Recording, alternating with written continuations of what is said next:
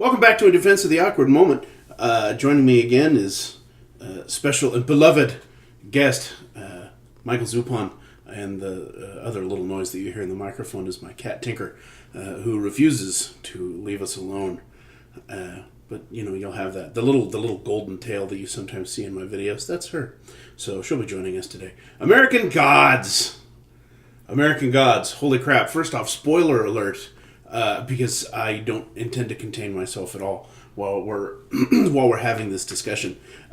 So we will be talking about at least the first season that's aired on Stars, and we'll try to hold off any questions that give away the rest of it. Of course, American Gods was a book. It was a book and not comics, right? It was a book. Okay, Sandman was the comics. Okay, so it was a book, and if I understand correctly, I guess just to start right out of the gate, what we're looking at here is about the first third of the book. The material online was saying that this first season would be about a third of the book.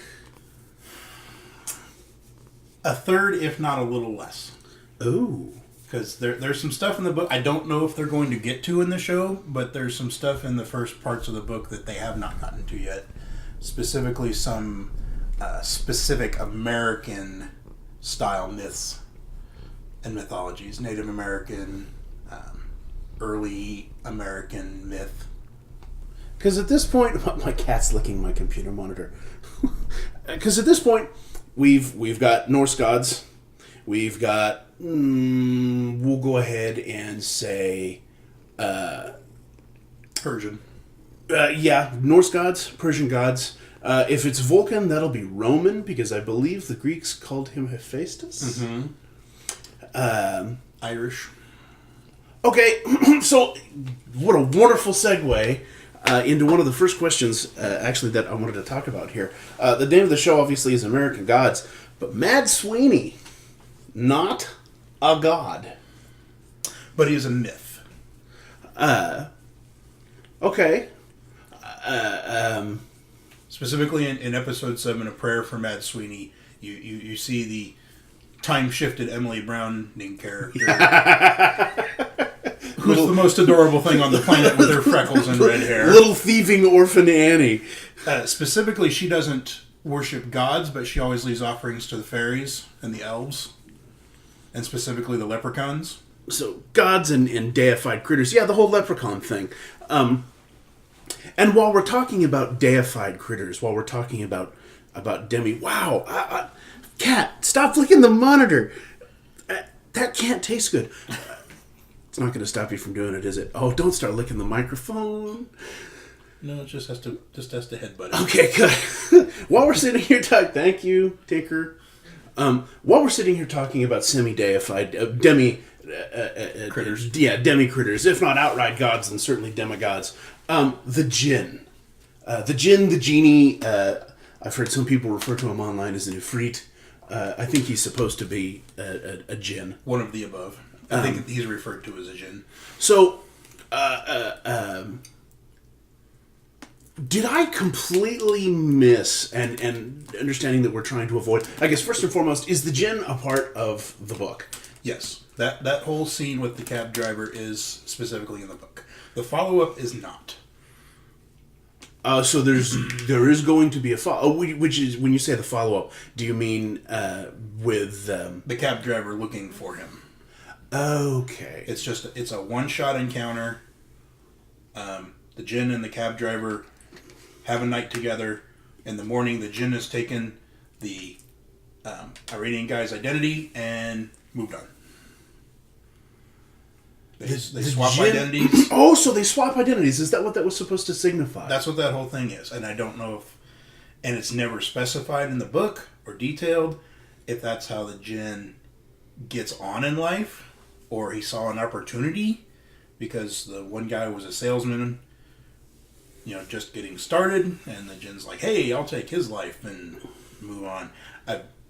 After that, and especially after the representation in the show, I tried to read up on Jinns to see if body swapping was something that they did, and I couldn't find anything relevant. Yeah, so I'm thinking this was kind of fabrication for the show kind of a thing. And if indeed there was body swapping, the Jinn needs to set loftier life goals. Than being a salesman. So yeah, now having gotten all that out of the way, a third, maybe a little bit less of the book. I have seen online that there's confirmation from Starz that they are making a season 2. Season 2 is approved. So far, having read the book, and I have not, full disclosure, I haven't read the book yet. I'm trying to avoid spoilers, except for a few little things here. How are they staying even remotely close to the content in the book? Even remotely? They're hitting some of the high points. They're doing them in different orders. Like I said, they're leaving out some encounters with a couple Native American gods and myths. Spoiler alert, it's not really a big part, so it's not that big of a spoiler, but they run into Johnny Appleseed. And I forget the actual pronunciation, but they just call him Whiskey Jack, a Native American god. They just call him Whiskey They Jack? call him Whiskey Jack. That's the translation. I looked it up. I can't spell it, let alone pronounce it. That's fair. There's encounters with, in addition to the great white flaming-eyed buffalo, there's encounters with the Thunderbird that Shadow has in his dreams. Yeah. He meets the Thunderbird. He meets the great white buffalo. So there's additional encounters like that. There is a lot less Mad Sweeney. There is a little bit less Laura Moon. There's nothing in depth into the background that they go into in the show. Like, Laura Moon does not get her own I was a suicidal card dealer background stuff. Her rescue of Shadow from the evil minions is a deeper scene. Basically, they gave her a lot more characterization because the greatest drawback that they had to overcome in putting this book into a show is that Shadow is a very flat character. He has little affect. He's basically an observer for a good 2/3 of the narrative. He follows Wednesday around doing his job, but he's an audience stand-in. The audience is looking at this thing going, what's going on? Okay. So it's hard to do that with the main character of your show, which is why they've had to focus a lot more on Laura, especially Laura with Mad Sweeney, to give the audience someone somewhat normal to hang on to, at least with somewhat normal desires, objectives, Drives, motivations. that isn't a deity or semi-deity. So I'm curious if the question is yes, and since we're talking about Laura Moon here, God's own sociopath. If the question is yes, then I'll take the yes, and we don't need to go into it. Mm-hmm. But do they? Obviously there's the business. There's the business with Mad Sweeney's lucky coin, which I do want to touch on a little bit later here. And obviously the coin finds its way into her, although doesn't leave a smoking hole in her chest, which is weird. Burns through everything else, but not her.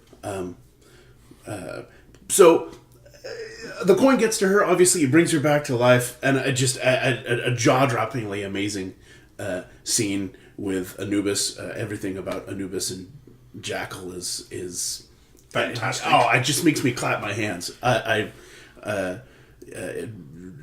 tangent again, but that first scene with Anubis when he comes to that woman, when she's fallen off of that chair. She was hilarious anyway. So. Oh my goodness gracious. That whole scene, holy moly, that whole scene with Anubis when you get introduced to him. Good gravy. The cinematography in this show, and I'm not. The cinematography was amazing. But the cinematography was amazing. Oh God. The visual effects. We've talked about before the fact that they really like their blood in this show, but it's not like Tarantino blood. No, it's like corn syrup blood. It's like old-fashioned B-movie blood. It doesn't look real. Well, and when I say it's not Tarantino blood, I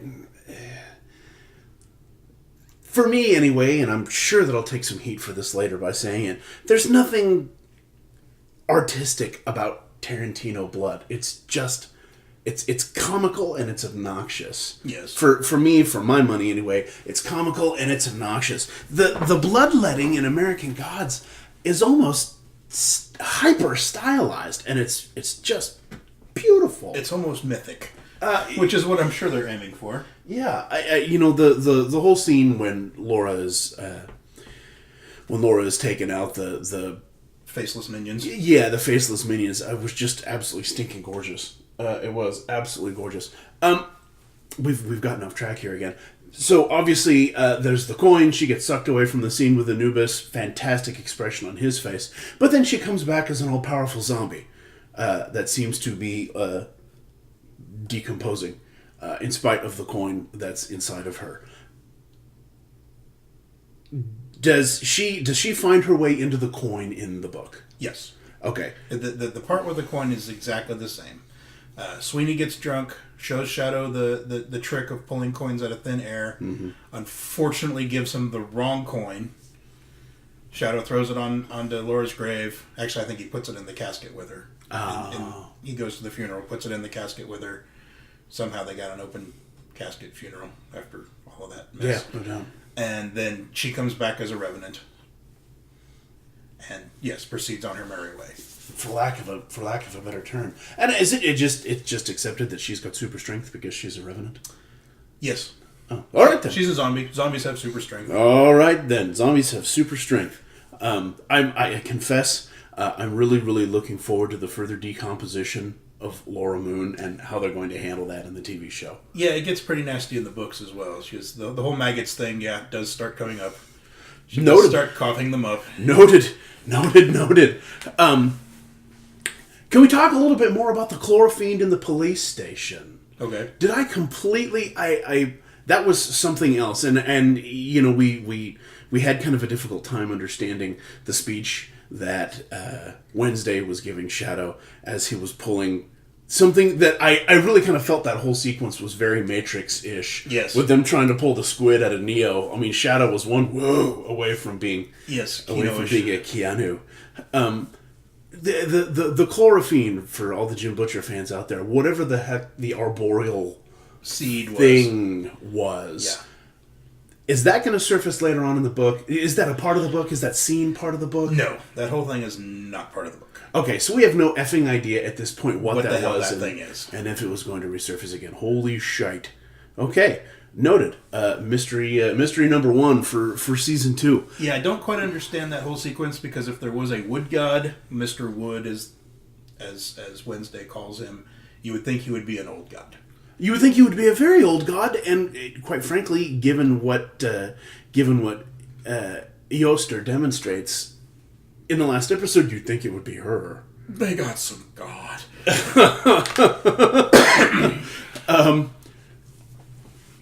Wisconsin. Mm-hmm. The business with them going to Wisconsin. That's where the final showdown is. The gods must like cheese. Is Wisconsin a part of the books? Wisconsin is part of the book, specifically as you see in the last scene of the last episode, The House on the Rock. The House on the Rock is I think in the book they describe it as a modern day site of worship. Okay. Instead, because Americans didn't have their own gods, we imported all of our own. There are natural places in America that draw attention. Mm. The House on the Rock being one of them. Okay. It's a natural place at which point somebody built it's not an amusement park, it's an actual place. Mm. It's like a house full of oddities. Okay, so when you say actual place, do you mean actual place in this world? It is an actual place in Wisconsin called the House on the Rock. No shit. Yeah. I'll have to look that up. Yeah. So, I don't remember if they go into it specifically, but places like Mount Rushmore. Mm. It is a natural place that Americans carved a monument into. Instead of building, instead of Stonehenges, instead of, sacred circles, they build places like Rushmore and turn them into tourist attractions. Okay. The House on the Rock is one. I would say Stone Mountain, Georgia is one. And specifically, Disney World is not. Thank God. Shadow tries to make that analogy and is like, no.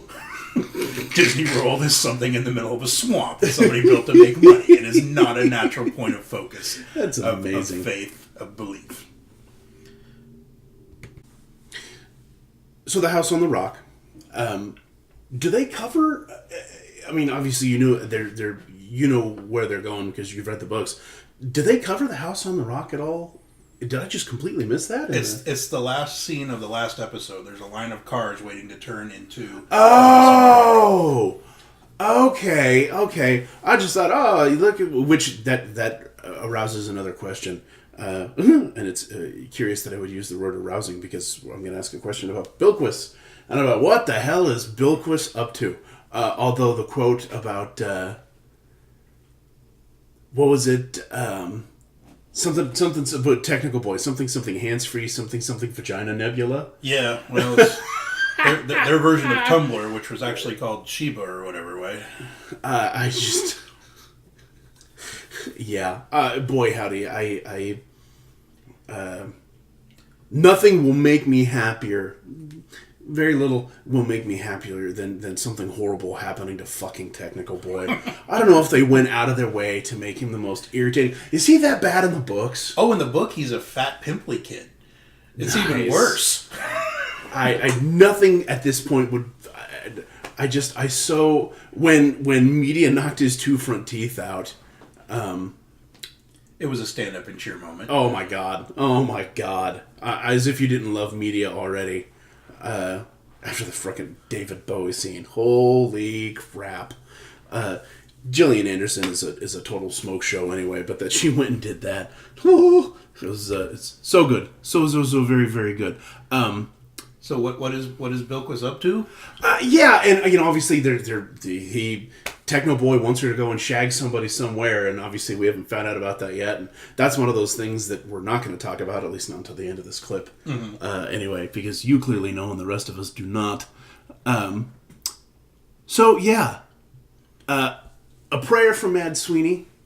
Neat episode. Kind of a neat little bit of... I'm hesitant to call it filler.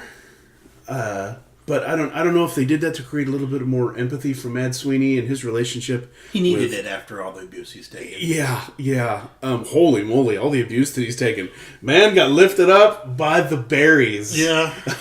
It's just... Poor bastard leprechaun. Man got lifted up by the berries. So, obviously there's supposed to be some kind of connection between Little Orphan Annie... whose name? Ellie? I can't remember the red-headed descendant. I have to assume that was supposed to have been a descendant of Laurel Moon. I don't know, or if they just, got double the roles from her. Elsie Morgoran or something, whatever. I think it was Elsie. Yeah, Elsie. Yeah, well, gosh darn it. If... it'll just be super duper sloppy if it turns out that she's... You were saying in the book there's far, far less Mad Sweeney. There is far, far less. So that whole business with talking about how he comes to America and Elsie and that whole business, not in the book. The Elsie McGowan or whatever her name is sequence is in the book. It is not specifically linked to Mad Sweeney. Just more along the lines of that's how the fairies and the belief in the fairies and elves and how they came across with her. Okay. Again, there is no Mad Sweeney Laura road trip. It's not a buddy comedy. Spoilers. In the book, Mad Sweeney loses his coin, and the next time you see him, he's dead because he lost his luck. He freezes to death. Jesus. Yeah. Jesus. But, yes. So it's basically showing you that the semi-immortals can die. He's the first fantasy character, mythical character who actually passes away in the books. In the books, okay. Now that brings us to another point, which when you and I were having this similar conversation elsewhere, Vulcan. Nothing about Vulcan in the books whatsoever. Nothing Completely about fabricated. Vulcan in the books. I agree with that because there's no real evidence the Romans were over here or people believing in the Roman gods were over here. Mm. So I agree with the Greeks and Romans not really being a big part of the American god pantheon. Mm. So, the Vulcan sequence is not in the books. Anansi is in the books. Again, the Whiskey Jack and Chapman are in the books. Chernobog is in the books. Chernobog and the three Zoya sisters are all in the books. Bilquis is in the books. She doesn't have as big a part. Basically, she has the vagina munch to show, people how the gods are continuing to survive, how they drive worship to them. Just in little bits and pieces, as opposed to, the grand worship that used to get them through. Mm-hmm. But when you're talking about a TV show, it's much easier to cast an actor to show up for 5-6 episodes as opposed to a cameo and gone. Sure. Yep, makes sense. Yeah. So, I want to talk about the credit sequence, but I want to talk about that a little bit later. The relationship between Laura and Shadow now.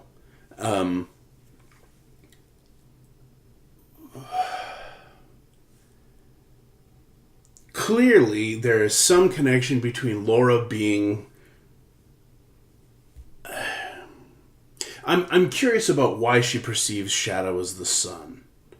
And that's probably one of those questions that you can't really say a whole lot about right now, because of... It's not specified so much in the books, but Laura knows where Shadow is at all times in the books. So she doesn't see him as a giant glowing halo thing. Mm-hmm. I'm guessing A, it's a special effect. B, it's easier to show a giant glowing sun on the horizon wherever Shadow happens to be, as opposed to internal compass Shadow that way. Yeah, shadow radar. Mostly, I'm guessing it's just because he brought her back from the dead. So there's some kind of connection there. Okay. That's fair. An unpaid debt, as it were. Indeed. So, the coins. We talked about the sun coin a little bit earlier. Shadow used to have the sun coin. He gave it to Laura. Now he's got the moon coin. Mm-hmm. Are the coins talked about? I mean, obviously the sun coin is talked about to some extent in the book because it's Mad Sweeney's luck coin, and that's how Laura enters the picture. Is the moon coin in the book? The moon coin is in the book. He gets it the same way from Zoya Pollock, not the Knight Zoria sister. Mm-hmm. And she even talks about he had great protection, the sun coin, but gave it away. And so she gives him the protection of the daughter, not the father. It's the specific line from the show. She gives him the coin as a talisman of protection. It's not as powerful as the sun coin, but it is still some kind of protection for him. Do the coins, obviously no details, but do the coins come back up later in the books as significant? Does the moon coin come back up later in the books as significant? The moon coin gives him a measure of protection. Against what? Just general. I mean, you notice he hasn't gotten, hung from a tree. Coin will prevent you +1 to defense from lynchings. Yes. And the sun coin plays a giant role later on. Okay, that's fair. Which are spoilers I will not reveal because it's huge. Okay, that's fair.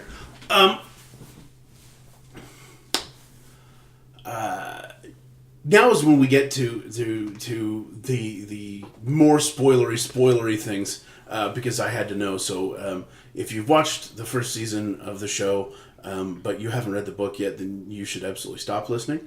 The business in New York, when Wednesday wanted Shadow to think about it snowing. And there was much thinking about snowing, and then all of a sudden... They're in the Midwest somewhere. I don't think they're in New York. They were in Chicago for Chernobog.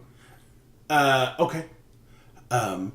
So the business with the snow. the business with the snow. Are we to believe that that was Wednesday that did that, given his purview over certain meteorological elements?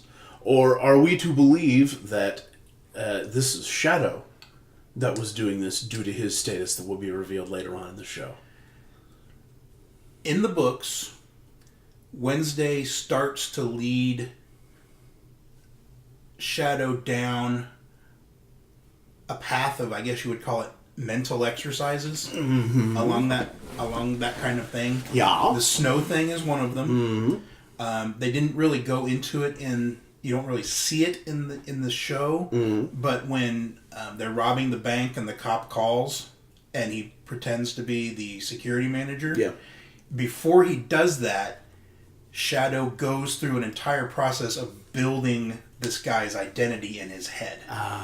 And so when he talks to the police officer, it comes off as completely natural. He, talks as if a security guy, security manager he has this whole identity in the back of his mind that comes out in his conversation with the cop. So that is another exercise, either revealing or building his mental power. His godhead. His godhead, if you will. And it goes, he does things like that, and then Shadow starts doing some things himself to manipulate reality. So, there are... I'm curious if the book ever goes down the avenue of all-out war, if there's ever just a flat-out... Because clearly, one of the happiest stand-up and clap moments, obviously, was towards the tail end of the episode "Come to Jesus," the last one, which is a fantastic name. Double points for whoever elected to name the Jesus that Shadow spent so much time talking to, Granola Jesus. For what it's worth, if you IMDb that shit, is Granola Jesus. Not to be confused with Mexican Jesus. That's racist. Or jelly beans falling through the holes in his hands, Jesus. Indeed. Older, grayer, having jelly beans. I didn't recall steak. How does that even work? I mean, the holes and the jelly beans falling through them, certainly, but the association of stigmatic Jesus with Easter is curious to me. All that having been said, the revelation of Wednesday at the end of the book, the last, or at the end of the episode, the last 20 minutes of that episode were just eat it with a fork and a spoon. Just eat it with a fork and a spoon. Feed me more. The only thing missing was the gosh darn beard. Yeah. Holy crap. Holy crap. Beard. So I have to know. Do you think legitimately that there's anybody watching this show who hasn't read the book, who is even remotely surprised about that being who Wednesday is? Not if they were paying attention. At all. Well, Chernobog calls him Wotan. A lot. Straight to his face. A lot. If you know anything about the Norse mythology, it just pops right up there. Yeah, and that's one of those things there. I don't... the Wednesday thing... The Wednesday thing is slightly more obscure for a lot of folks, but we run in a certain circle, and it kind of makes me wonder, the people who are interested in this show, where they run in the circles, that there's not any mystery about who Wednesday is. Between Chernobog calling him Wotan and Hugin and Munin constantly running around, I am really, really curious during the episode where they're driving through the weather and Shadow has to come to a really, really abrupt start before the wolf. And Wednesday looks surprised when this happens. I am curious about whether or not that's supposed to be Fenrir, or if that's... Freaky or Gary. Yeah. Because Wednesday doesn't look prepared for that. He looks just as surprised as Shadow is. That, oh, hey, look, there's a fucking wolf in the middle of the road. Yeah, that's a television implemented just for television thing. Yeah, Fenrir, there's no spoiler alert. Fenrir's not in the book. But, I mean, according, if I'm remembering this correctly, and I'm sure somebody will tell me if I'm not, if I remember correctly, Fenrir is the wolf that's chasing Odin. Fenrir is the one who kills Odin at Ragnarok. Yeah. He's currently chained, but during Ragnarok he gets free. And I see. I've heard rumors about who Mr. World is supposed to be. Okay. I have heard rumors about who Mr. World is. Super duper. I don't know. We haven't used the spoiler word enough, but we definitely need to use speculative spoilers. Yeah, so many speculative spoilers. Many. Is that he's supposed to be Loki. Somehow Loki reimagined himself to great and staggering effect, and has done so in a manner that has garnered him massive amounts of power. Okay. Do you want me to confirm or deny these rumors? I would love if you would confirm or deny that rumor. I will confirm this rumor. Okay. God, it's kind of... But if I tell you that Mr. World is Loki, that kind of sets up other spoilers that just... At this point, if people are still listening, it's on them. And we've from the book, like the ending of the books. What? Right. Now, when this first came up, we discussed this, and we were talking about the casting. Yeah. And I don't know who thought the casting for this. This is another one of those wild tangent moments. Holy shit! The casting for this television show. Good gravy. Yes. Ian McShane, Kristen Chenoweth, Crispin freaking Glover. Such a weird dude, but so good at creepy. Oh my god, so appropriate. I don't know who who the most un-Irish Irish guy in the world is. I can't remember. The guy who plays Mad Sweeney, I can't remember his name. Pablo. Yeah, something like Pablo Schreiber. Yes, or Pablo something Schreiber. Like that. Wait a minute. He's a Hispanic Jewish guy playing an Irishman and doing it well. Yeah. Somehow. Yeah. I just... What? Pablo Schreiber. Yikes. I wonder what his bris was like. Involved tequila. Wow. That is the most... Yeah.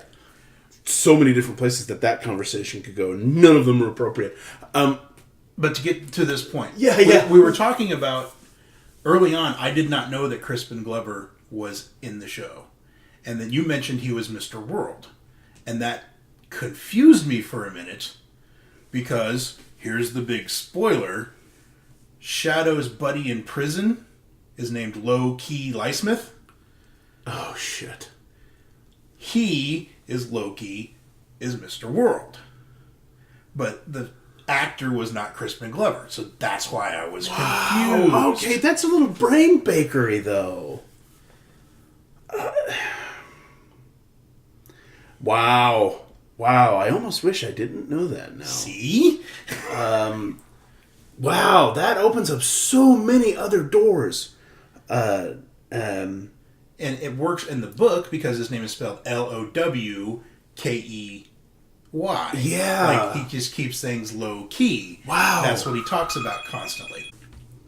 So, putting the Loki thing aside for a second and following up on a conversation that we were having on our way home from dinner, which, that stealthy jump cut that everybody heard after the phone rang, that was dinner.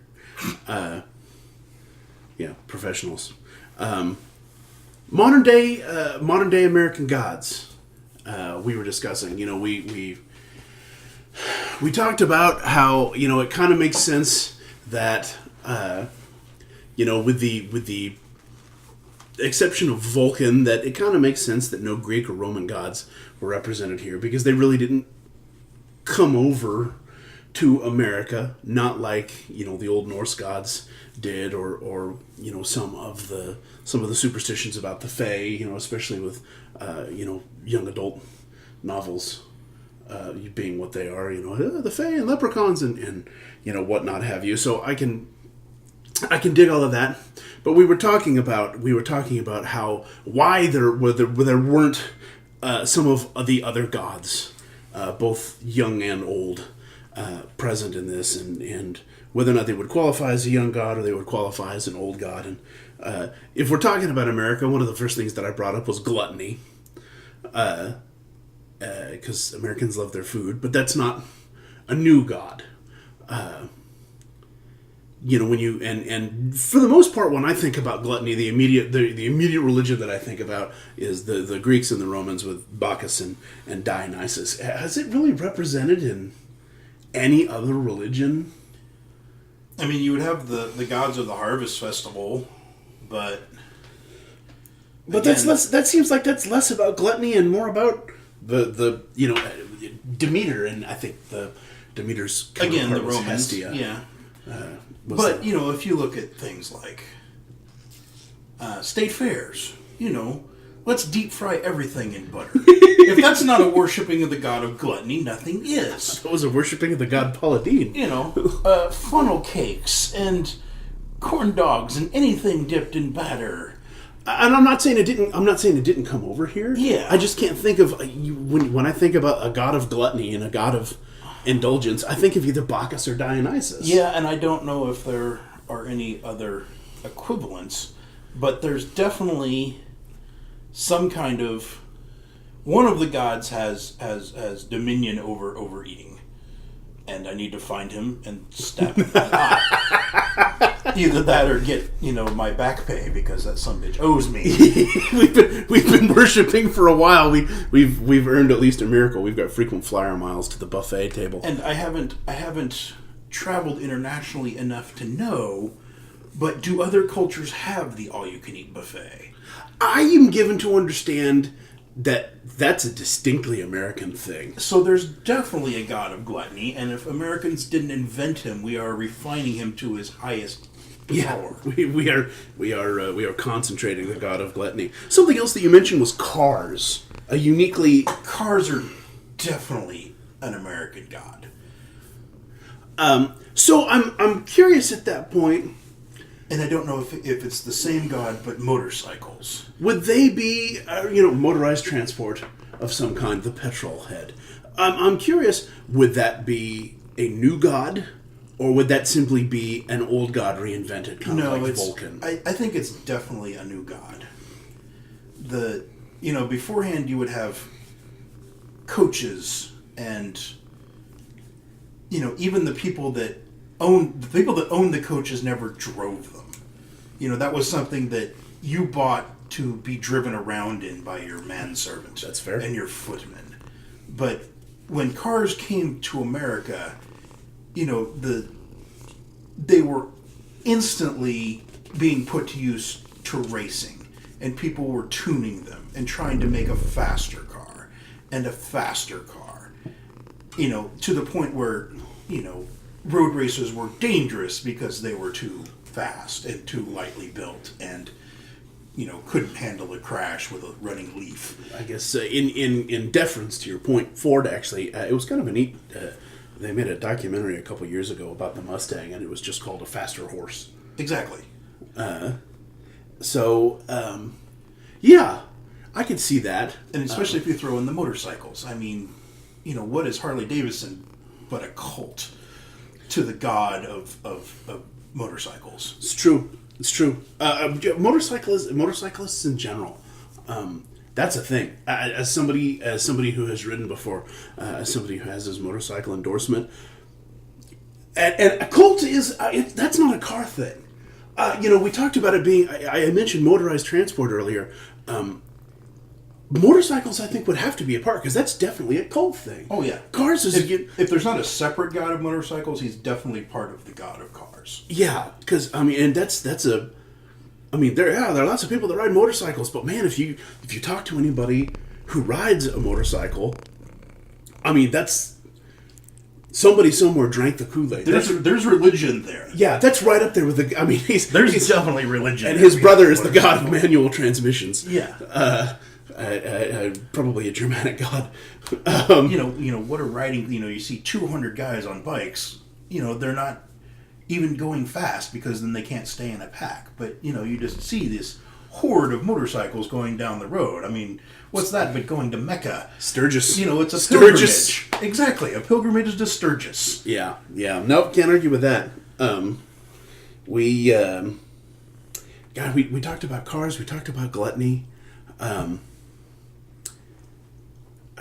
Smartphones. We talked about Techno Boy, but smartphones and Apple. Exactly. And more. I really would have said Microsoft for the late '80s and the early '90s.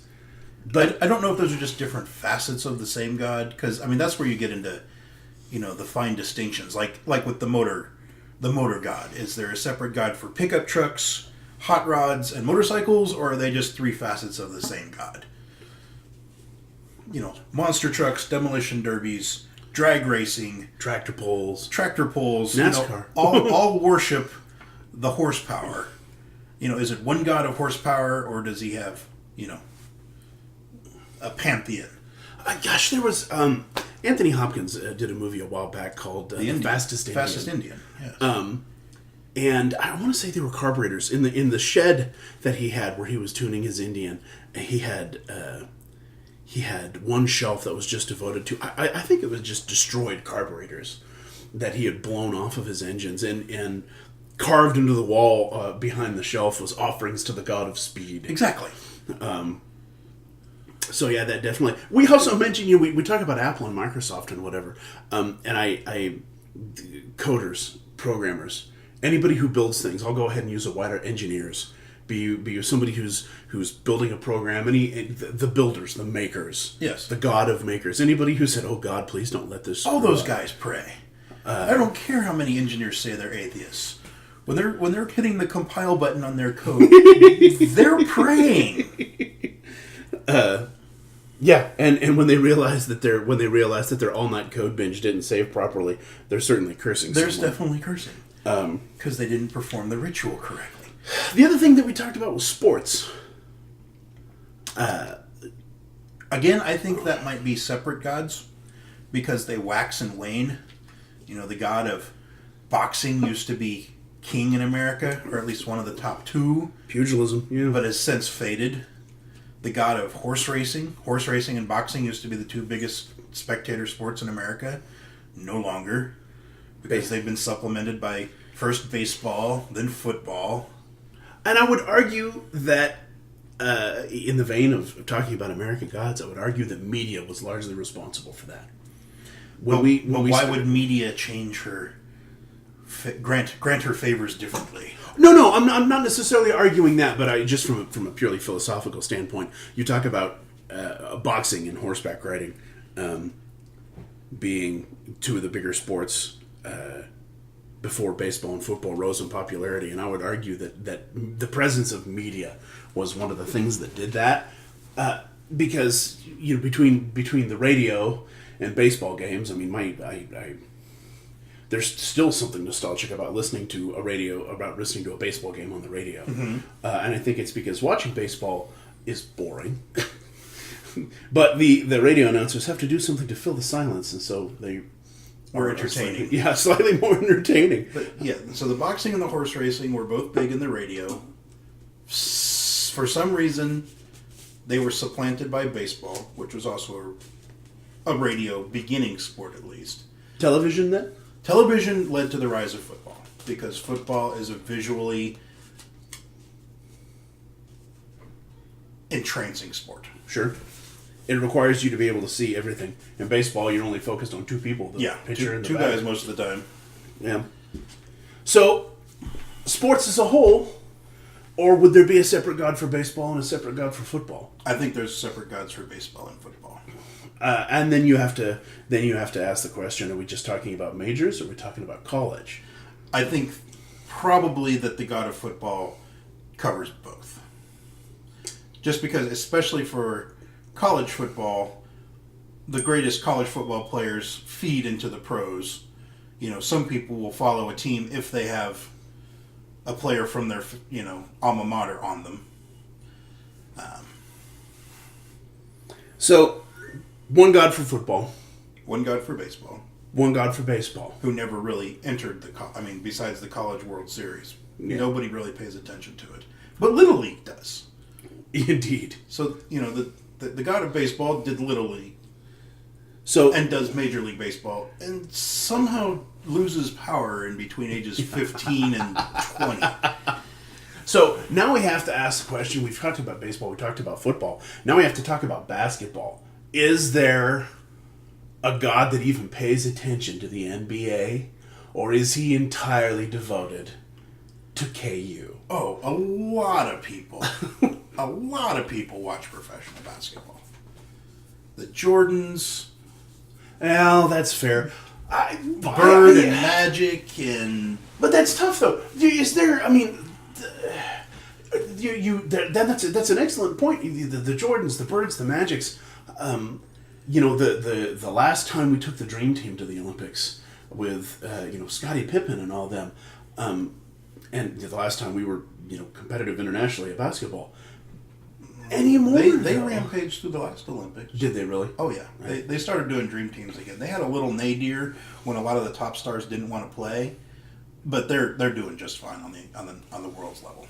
But when was the last time somebody like Michael Jordan came out of basketball in the NBA? Like LeBron James, One. Steve Curry. No idea who that is. Okay, well, I'm using myself as the barometer here because I give Understand. no shits about the NBA. Okay. So, Well, Stephen Curry is a big deal. just because he's tall? Or? No, he's not. That's why he's a big deal. He's a little 6'3" dude who shoots the ball from everywhere on the court and continually makes it. Noted. He's So he's a disciple of the god of sports. he's the One of the priests. yes, they just announced a new MVP, but he was the last two MVPs. He just won his second championship in 3 years with Golden State. So, if you know about basketball, you know who Stephen Curry is. Russell Westbrook, Kevin Durant, Dwayne Wade is still around.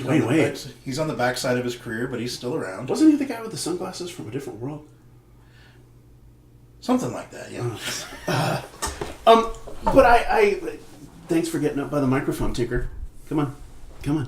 But I those names you're mentioning off Durant, I have a vague understanding of, but they're not Michael Jordans. And I'm saying all this as though I can name off more than a handful of people from college ball. But this conversation has traveled wildly. Well, we're talking about the god of sport. Sport will take you anywhere. The problem. Well, the college basketball problem is that they're not keeping the transcendent stars for more than a year. And they wouldn't even be keeping them that long if the NBA hadn't put in their rule saying you can't enter the draft until you're 19. That's forcing players to go to college for 1 year, maybe study for one semester because the second semester they don't have to, and then enter the draft. Do we think this is why college ball is as popular as it is? Well, looking at it, college ball is popular during March Madness. A lot of people don't follow anything but their local team the rest of the year, if they follow that. For the people that can't watch, there's insanity about ready to go down between my two cats. Now they know we're watching them, so they're not going to do it. Yeah, they had a stare down. Yeah. I was terrified. I was getting ready to flee the room. But, college basketball, people follow college basketball if they went to the school or if it's popular in the area. People around here follow KU because they don't have a choice. If you don't follow KU around here, somebody will ask you about it and then tell you about what's going on with KU. Which begs the question: Is there a god of college basketball and then another god specifically for KU athletics? Well, if there is a god of basketball, is his name Allen Fieldhouse? Well, that is his Vatican. That's where the first pope is buried, literally. No shit. Yeah, Naismith is buried in Lawrence. His gravesite's like a shrine. You didn't know that? Sports ball, dude. Okay, but this is general stuff. The man who invented basketball is buried in Lawrence, Kansas. Noted. His 10 Commandments are now in Lawrence. The original rules of basketball. I thought they were at the Smithsonian for a while. They may have taken a tour, but they're now home at Allen Fieldhouse, the Vatican of college basketball. And they have their 10 Commandments back. So yes, If there is a god of basketball, Lawrence, Kansas is Rome. That's just the way it has to be. Sorry, North Carolina. Sorry, Duke. Sorry. Not sorry, Kentucky. But anyway, yes. Gods of sport. I would say that there are various gods of sport, but I would be willing to listen to alternate theories. Just because the way sports wax and wane, I can't see one god just willingly giving up believers. So we've talked about gluttony, we've talked about cars, we've talked about sport. Some technology. And I don't... There's definitely a god of guns. Oh. Americans worship their guns. Yeah, but he's dead. Well, in the show, he's dead. In real life, he's not going away. He's alive and well. His name is Winchester Remington Colt III or something. But he's not going away. It's true. It's true. We talked about whether or not there was a god of politics, and there is, but he would be an old god, certainly not a new one. Yeah, gods of corruption and power, and yeah, that's as old as it gets. Yeah. Anything else? Well, let's see. Materialistic tendency. Well, I'm thinking, but I'm not sure that that'd be a new one either. I'm thinking of the credit sequence and the other stuff that you see in there. I mean, there's obviously a god of gambling, but that's an old god. They have that whole crucified astronaut thing, and I don't know what the god of the space program would be. I mean, would it just be the god of discovery and explorers, and he just took on a new form and injected himself with, liquid oxygen fuel? I don't know. The god of science, the god of higher learning. I mean, that's the old Apollo. Yeah. But, is there the classic gods of discovery? I mean, who's, the gods of the frontier, the god who's like, get in that boat and go see what's, over that horizon. Obviously, there had to be some, because we did it. We come from the land of the ice and snow. Yes. Especially us, because we're, pale Northern European bastards. Yeah. Yeah. I don't know. If anybody can think of any other good gods that should have been represented in American gods, but either aren't or haven't been discovered yet. I don't know. The god of hipsters. That's definitely Techno Boy. Yes. The god of organic food. Well, we mentioned the fact that there have yet to appear any Asian gods or Indian gods. No Ganesh, no Vishnu, no Krishna, no Buddha. There needs to be a Buddha. There needs to be like a yoga class scene. Yeah, but he'd totally be new. Yeah, that's right material. But he'd totally be neutral. Well, no, I mean, don't know if he'd be a new or an old god, but he's definitely an American god now. I mean, he exists. People walking around namasteing each other. So I'm curious, if they've tapped Eostar as the modern day representation of Vernus, I'm curious about whether or not they would ever whether or not there's a counterpart. But I guess she's probably playing both the roles. Well, she's the goddess giving of spring, and then she's giving and taking away. For anybody who hasn't seen the episode, she took that shit away. Yeah, spoilers. Yeah. At the that's the sign right there. That's the sign of my screensaver kicking on after us rabbiting on for the better part of 15 minutes. So yeah.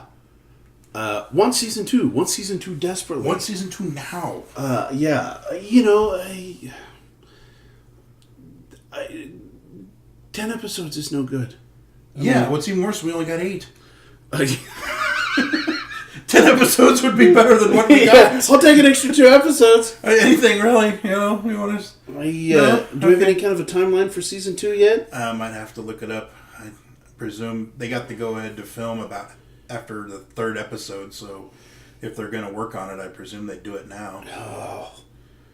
Oh, so many questions. Ian McShane, if you're listening to this, grow a damn beard. Yeah, now that that's been revealed. Yeah, holy moly. I gotta go back and watch that again now. I do. I got to go back and watch that again. I think we've probably weighed in.